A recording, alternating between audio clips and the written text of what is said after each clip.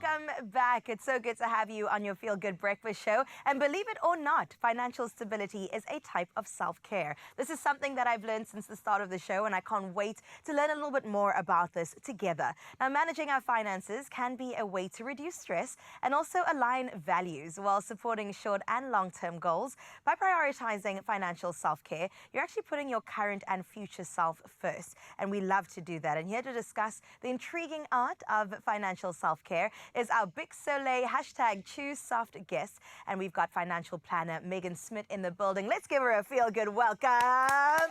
Woo-hoo! That's all for you, Meg. Enjoy it, enjoy it. It's all yours. So at the start of the show, we did bring up the topic of financial self-care. And I'm big on self-care.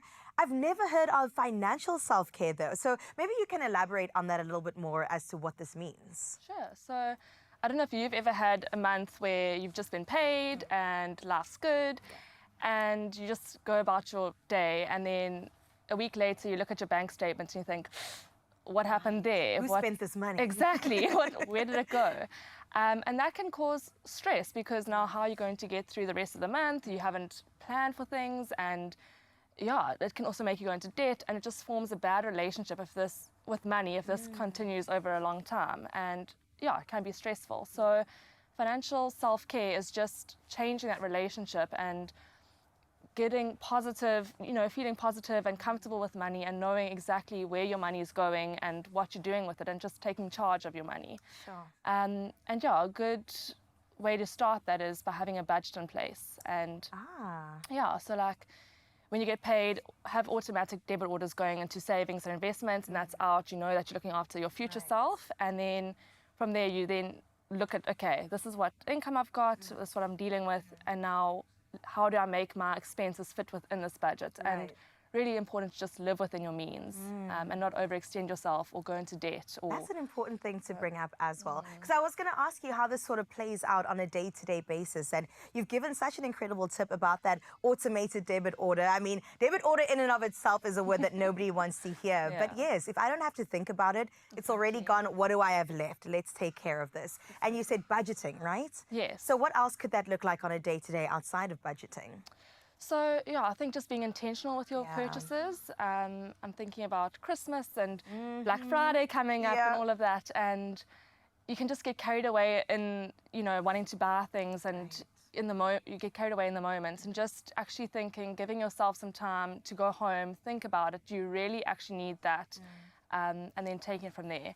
And if you really do still want it, then buying about it. So just being intentional and not letting yourself just get carried away by things. Or even budgeting is also really great. If you might buy coffee on the way to work every day, and yes, it's 30 Rand now, but you look back at the week, at the week, the month, and you're like, wow, I spent 600 Rand on coffee this month. And yeah, I think that's just, budgeting really actually changed your habits with spending, because you do, I've definitely seen it. I get carried away sometimes. That happens so often. I've also realized, I was talking about this yesterday, that I've got some trauma attached to money as well. And so I even have to be even more intentional with how I navigate my relationship with it. And I found that, I'm sure I'm not the only one, you get a dopamine kick sometimes when you're out there just splurging and spending cash. So to sort of find the balance between, do I need this? Let's be intentional about our purchases. So when it actually comes to setting goals, which I think is also vitally important, how can we do that to ensure that my now, but also my future self is taken care of? Yeah, so when setting goals, firstly, you want it to be specific. So I don't know if you've ever heard of SMART goals. Yes, right. So that also applies to financial goals, believe it or not. So you want it to be specific and measurable, and actually it's good to have bold goals, but can you actually afford to have those goals? So it needs to be achievable within what you have. And also relevant. How does it tie in with my life and everything, and then time bound, so have a time frame. And that also then, once you know your time frame, you can then choose, okay, maybe short term, do I have an emergency fund in place? Because that's really valuable and prevents you from going into debt for unexpected expenses, because life happens. So things like that. So short-term goals, medium-term goals, so anything more than like a year to maybe 7 years, and then long-term goals. And depending on what your goals are that you have, how you invest your money, you can then determine that. And the longer the time frame, the more growth assets you can invest in, and the shorter time frame, you want to be nice and conservative and invest more in money market. Of course, but obviously chat to a financial planner. So this is what I was going to ask you. Would you suggest that people seek help from financial advisors? Definitely. I think it's, can be overlooked a lot, and it is really important. And financial wellness and self-care isn't only with your money. It's actually, maybe you're the breadwinner of your family, let's say, and what happens if you're no longer able to work? What's going to happen to your family? What happens if you pass away and you've got parents or children that are relying on you and your income? So there's more to it. Although investments is a big part, there's also things like risk cover and looking at your holistic financial plan, which is really important.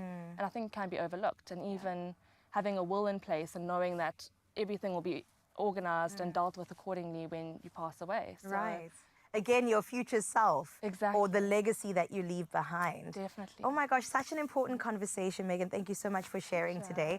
We also mentioned this yesterday, that sometimes finances can be a little bit scary, and talking about money creates anxiety, but opening up conversations like this are absolutely vital. So thank you for your time today. Pleasure. Oh, this is so good. And of course, we continue this conversation across our social media. So make sure that you also get involved. And it's not as scary as you think, okay? We are in this together. We're a family. We're a feel-good family. And we want to make sure that your financial self-care is taken care of.